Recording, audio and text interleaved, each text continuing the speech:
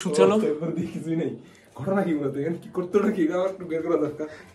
দেখি অষ্টম শতকের একটি গুহা, সরি গুহা না, দরজা, যে দরজার ভিতরে গেলেই মানুষ কি হয় ভাই, কিছু হয় নাই হয়ে যাচ্ছেন কিনা। চলেন সামনে যাই, আহেন ভাই। অষ্টম শতাব্দীর নির্মিত বলে ধারণা করা হয়।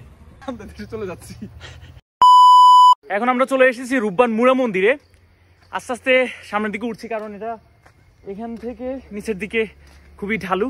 সামনে দেখা যাচ্ছে এখানে টিকিট কেটে উঠতে হয়। আমরা সামনে দেশে চলে যাচ্ছি।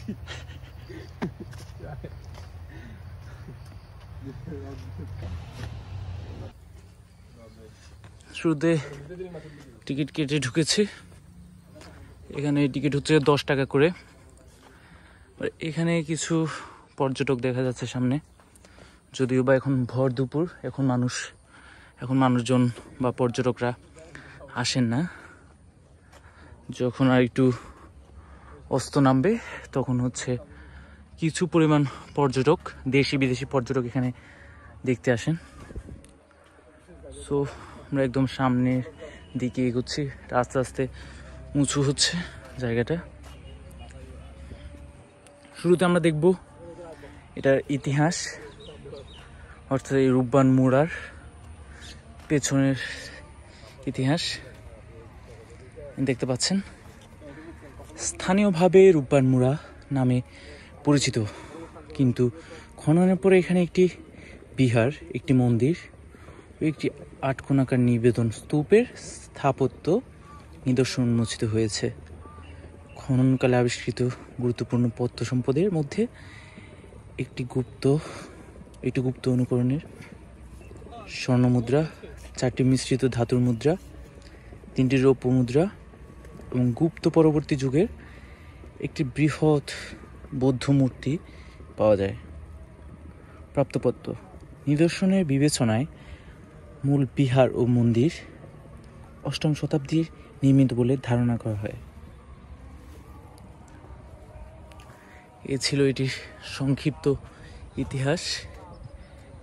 এই সাইডটায় কিছু গাছ আছে, তার মধ্যে এইদিকে ফুলের গাছ, আর এইদিকে হচ্ছে যেগুলো উল্লেখ করা আছে মন্দির আর বিহার। সম্মানিত দর্শক, আজকে আপনাদেরকে আমরা দেখাবো অষ্টম শতকের একটি গুহা, সরি গুহা না, দরজা, যে দরজার ভিতরে গেলেই মানুষ কি হয় ভাই, কিছু হয় নাই হয়ে যাচ্ছেন কিনা। চলেন সামনে যাই, আহেন ভাই।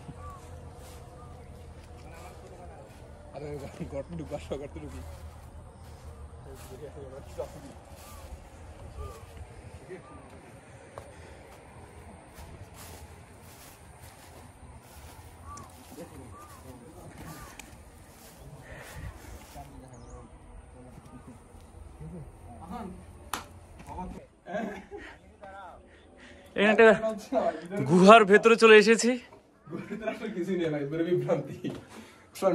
ওয়াও, এটা অনেক উপরের দিকে সুচালো। কিছুই নেই, ঘটনা কি বলতে কি করতে নাকি আমার একটু বের করা দরকার। দেখি চলো যাও, ভিডিও বন্ধ করো।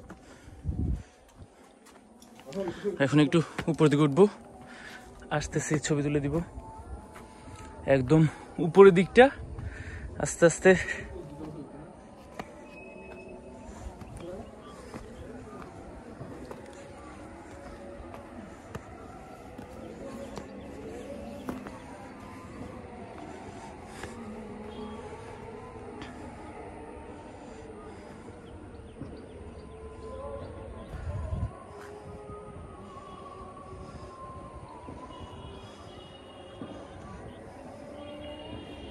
এটি হচ্ছে এখানকার সবচেয়ে উঁচু স্থান।